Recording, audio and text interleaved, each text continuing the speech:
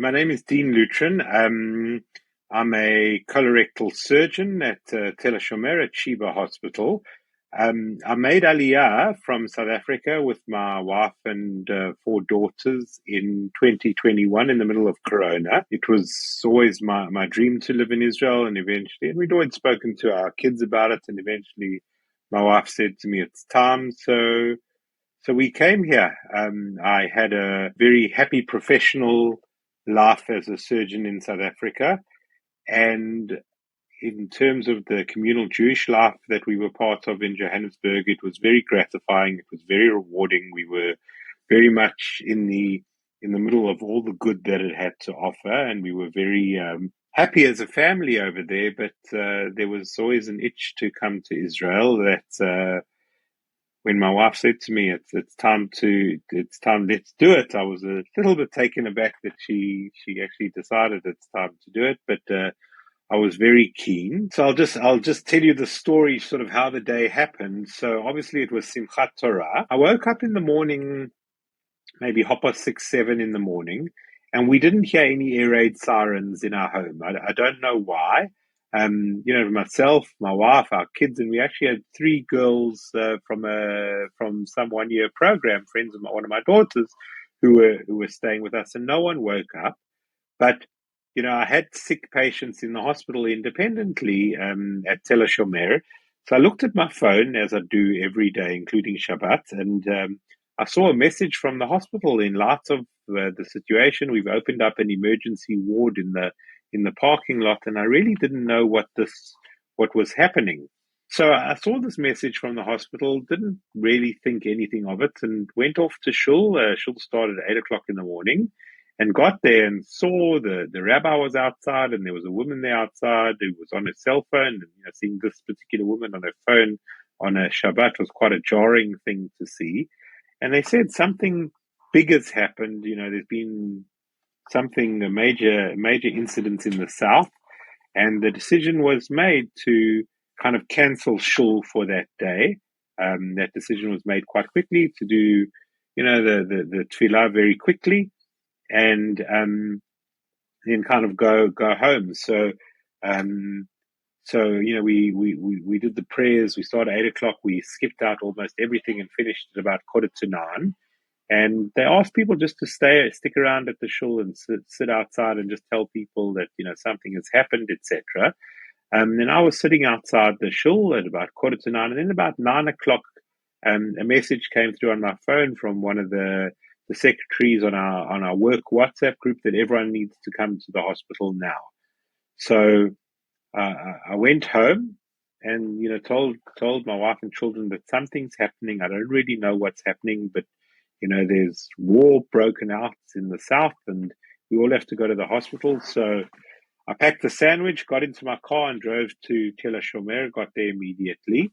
That must have been, I got there at about 10 o'clock in the morning, and we just didn't really know what was happening. There was a TV on in the ER area that we suddenly saw 100 dead, 200 dead. No patients started coming in, but there was something of real gravity starting to happen. And the first patient started coming in somewhere around midday or so. I don't remember exactly, but we were hanging around for a couple of hours before we really got patients coming in. And what they did was they started to assign just various doctors to various emergency room bays. So, Dean, you take bay 2, whatever comes in, you run with it, you take that as your responsibility. Now, I come from South Africa, a country well known for its violence. As a trainee in surgery and the trauma experience, it really is second to none. So, this whole thing that happened, every doctor who's been through one of the teaching hospitals in South Africa is well versed in trauma, and you've seen it all, and it's all very familiar. So certainly a surgeon has seen many gunshot wounds, many burns, many injuries. The whole assortment is very much the bread and butter of surgical training in South Africa, to the point where you're sick of trauma, you're sick of it. It's sick of it professionally and sick of it emotionally. because there's so much of it. But the patients started coming in, and we saw, one patient came in, Khayal in Madem, who clearly had been shot many times. Another person that came, and there was some strange blast injury. Something had exploded and had a major injury to his hands. And somebody came in who had been badly burnt, a mother and a child. And it was just this assortment of injuries that was really strange and really bizarre. Like we knew something terrible was happening. And subsequently, these particular stories that I'm telling you about, one was a young soldier in Duvdevan who, fought the terrorists in one of the kibbutzim and was badly injured and shot many, many times. The other one was someone who's been in the media a lot, who was in a safe room with his family, and he was physically holding the door closed until they put an explosive on the door, so he lost his hands and part of his face in that explosion.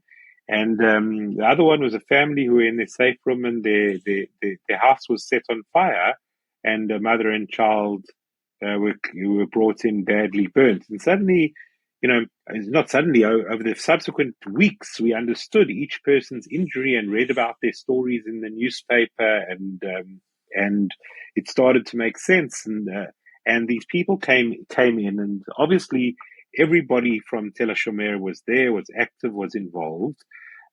It took a real while for all the systems to start functioning optimally. It took some time for just the machine to get going, but right from the beginning, every patient got what they needed in terms of the treatment. The decisions were made very quickly, very appropriately, and most of the patients got a very good deal out of their treatments. And that was basically October 7th, where we were mostly active. And I'm not a trauma surgeon; I've got lots of trauma experience, but by October 8th, really the volume of injured people, from the actual attack on October 7th, dropped dramatically.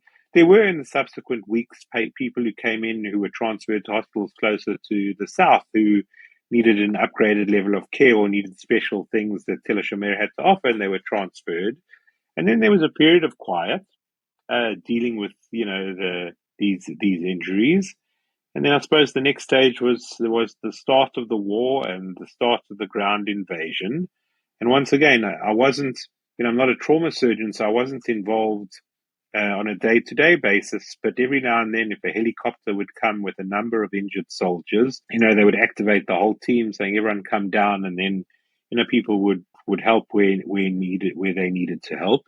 And I did a few operations here and there when there was a need to, and it was actually a great privilege to be able to help and to do things that were really well within my comfort zone.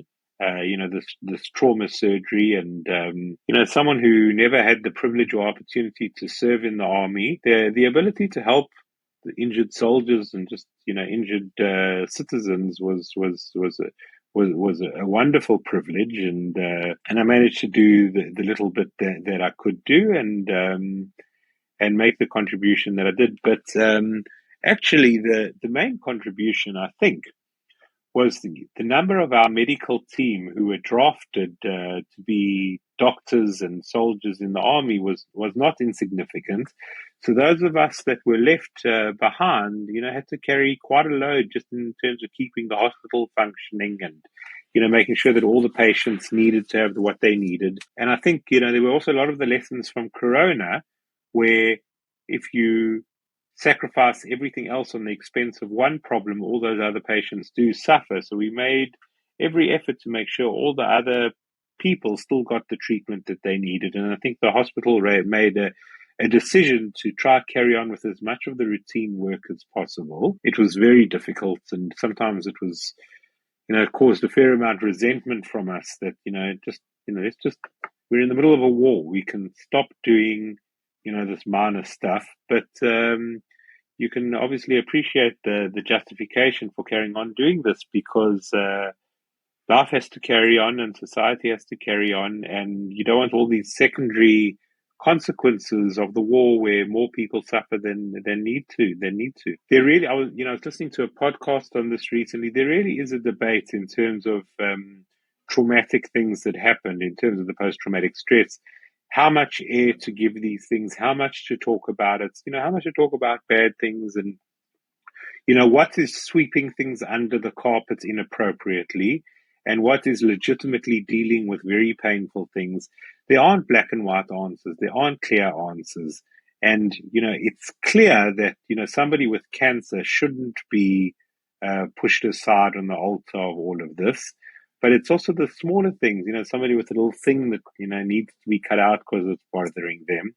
And this idea of needing to carry on life as much as possible, it is a tricky one. And this not granting them a secondary victory is critical. But I think sometimes, I felt it personally. You just want some time to breathe a little bit and just to process things. And the inability to do that was sometimes distressing, let's say. There was a familiarity with certain things that did allow me to make a contribution based on my experience, and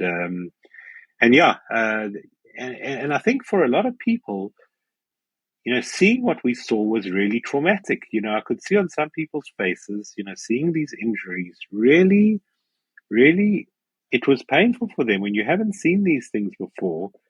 It tugs at your heartstrings. It's really, really hard. And, any person with any medical problem, you want the person treating you to have seen it a million times before and know exactly how to approach it, and not to be frightened and not to be scared. And, I was only too happy to step up to the plate where need be in terms of the trauma stuff. As I say, it wasn't a fortune. That first day it was, a steady pace of things, but then in subsequent times it was quite manageable. But the few things that I was able to do, I felt there was a wealth of experience that came to the fore, and people were interested in my opinion as to how to approach things. So I was walking out of the hospital the one day where these football hooligans, La Familia, started coming into one of the ICUs, demanding that that we stop treating terrorists or anything like that. I actually don't know if there were injured terrorists being treated in our hospital or not. Personally, I don't know. And actually, I didn't want to know. I didn't, I could have asked, but I didn't want to find out. And, I was in South Africa recently visiting family, and I gave a talk to some high school girls. And they asked me, would I treat a terrorist? My answer was, it's not my job to be the executioner. So, ask me, would I not?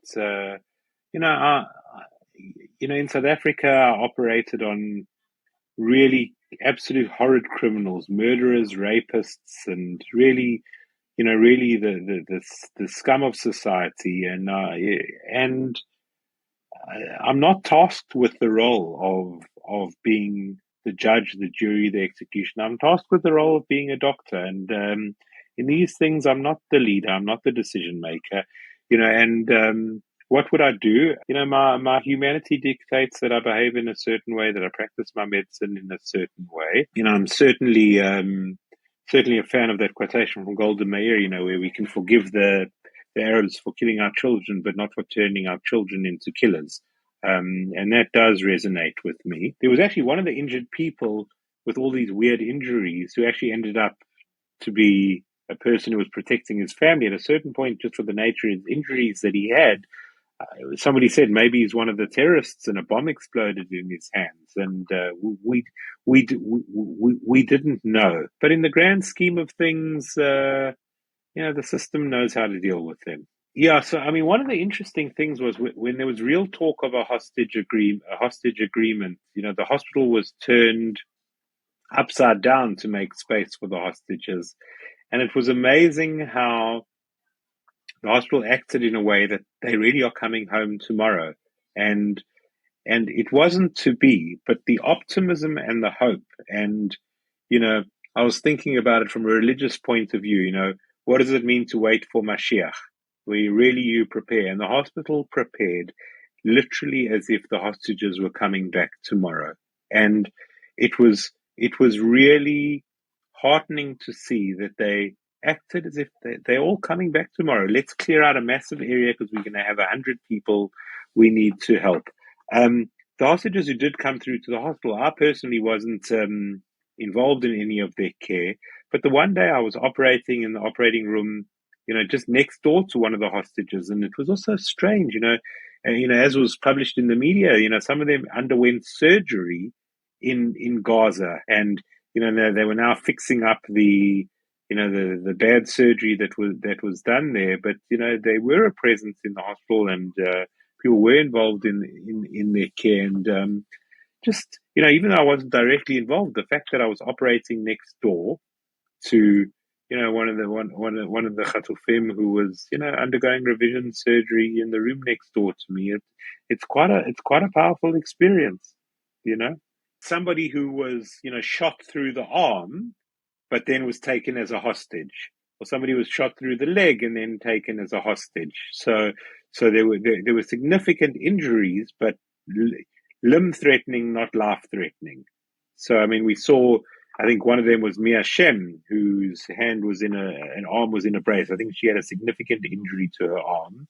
They operated on her in Gaza, but there were things that needed to be fixed up. So I know that she underwent further surgery at Tel Hashomer to slowly fix up her arm. I think she had a bullet injury to her arm. So it was something that caused major injury to her arm, but it wasn't something that was an imminent threat either to life or limb.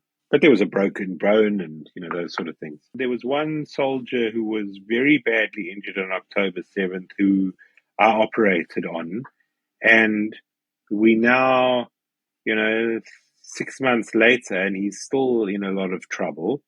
He's still very ill, still requiring a lot of medical care. And, his case where he was such a strong young soldier that any, ordinary human being would have died as a result of all these injuries, but he survived, but paid an incredible price. And there was a period of months and months of, further operations and complications and revisions. And it was absolutely gut-wrenching. The pain he was going through, seeing the pain that his parents were going through, his family were going through, with problems that are still here as we sitting here, still unresolved. And I mean, that was one particular case that everyone in the hospital knew very well, because there were so many people involved in his care.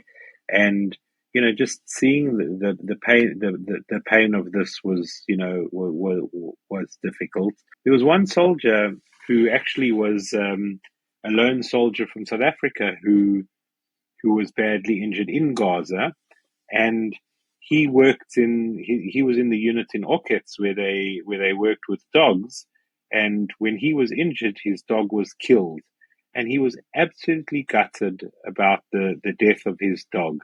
And they were so close. And just seeing the pain of the soldier was devastated about his own injuries, and just the loss of a dog that he'd had a very close friendship with for the last 3 years. I mean, that was something, just I remember, very painful. Just seeing his pain at the death of his dog, that his iPad, his phone, just pictures of his dog, that he was very close to. And also moments of, that were very funny. There was one, very, very, very funny thing that happened the one day. I was walking in the bowels of the hospital from the one sort of underground area to another underground area, and there were people that came up to me looking for directions how to get out of the hospital. And who was it? It was Daniel Hagari, the spokesman for Tzahal. And I thought it was very funny giving him directions out of the tunnels in Tel Hashomer to help him get out of the hospital. So that was quite funny. And then I told my family that I gave Daniel Hagari directions, and they said, "Why don't you take a picture with him?" And then a few weeks later, he was back in the hospital visiting Chayalim, and I went and chatted to him, and he was visiting one of the Chayalim that I was looking after, and went to say hello to him, etc. I said to him, "Listen, I've got to take a selfie with you. My kids will kill me if I don't." So So just, and then, and I say that as a joke, but just actually realizing our closeness to the people who are involved in it, and that really it does all feel like we're one family. That, one of the prominent figures, of this war, someone who's in the media, is on Twitter all the time, etc. You can bump into them and have a conversation, give them directions and that sort of thing. And, the intimacy of what you're feeling through this war effort. When people brought food to the hospital, especially the first few weeks, I was so happy and so happy to partake of it because there just wasn't time to eat. So, somebody brought a sandwich, brought a salad, walking through the wards. It was so appreciated those first few days when people just came in their hundreds to donate blood. I was literally choking up just seeing, just people saying, I want to give my blood to help this. And the music was incredible. The wards just filled with people with guitars and singing, and just the amount of music in those first few weeks was something very, very uplifting. Everyone's caught a little bit on their back foot, and even the system to identify unidentified people, the injured soldiers. We had a row of 4 soldiers who were injured, none of them with names, and just the system of identification of them. It just took a while for that to get going. Now, within 2 or 3 days, everyone had a name, everyone had an identity, but it just it just took some time for everything to really switch on as it should. There were 4 soldiers in a row, all of them unidentified, and the way they identified them is using fingerprints. They've got a cell phone with a little attachment to it that you put the fingerprint on, and it uploads it to a central server. But it just took a while for people to be identified, for families to be notified. Kind of, you would think they come in, you put their finger on the fingerprint, they're immediately identified, and suddenly they've got a name associated with them. But it just took some time. But I mean, it all happened. The system. It just took a little longer. But I mean, there was, one of the senior doctors at our hospital. One of the injured soldiers who came in, who fortunately recovered fine, was his son. So he was identified, very quickly.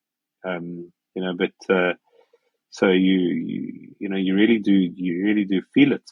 As I suppose I know, we all know about the number of senior people in political roles whose own families have been affected. Gadi Eisenkot being the most notable example. So the closeness of everything is really quite jarring. It's very interesting. I've got lots of stories, and I'm not sure how private or personal they are to the people to whom these stories are relevant. But I'll tell you one of the injured soldiers who was, very ill in ICU, while he was, recovering in ICU, or is recovering in ICU, his sister had a baby on the other side of the hospital.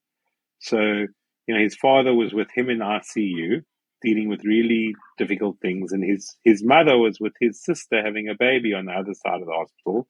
And a week later, they had the bris in the hospital, and seeing this guy being wheeled out from ICU for the bris of his new nephew, with their close family there, and all the medical team had been involved, is probably one of the in terms of the emotional high points of this whole thing. That was definitely one of the most moving things of this whole thing, when all of his family and friends organized this lovely band and food and party, and that he was well enough to come out of ICU for an hour or two and celebrate a new generation being born. And just this optimism of our people, seeing that despite the fact that we were bruised, battered, killed, and worse, is that the maternity ward is still full, and there's still another generation, and we constantly looking at building, and the sense of optimism, the sense of faith in the future, has been something very, very gratifying. One of the people who came in on October 7th that I dealt with, he was shot badly, and one of the bullets went through his eye into his brain, And what happened was that he lost some vision in that eye, but not all vision. And the bullet ended up in a place in his head where actually, cognitively, intellectually, everything, he was 100% fine. So you looked at the scan and you saw this fragment of a bullet sitting there in the middle of his brain, and miraculously found where it somehow found a path and missed anything critical in his head. I mean, that is properly miraculous. He did suffer an injury to the eye, and he's lost a significant portion of vision in that eye.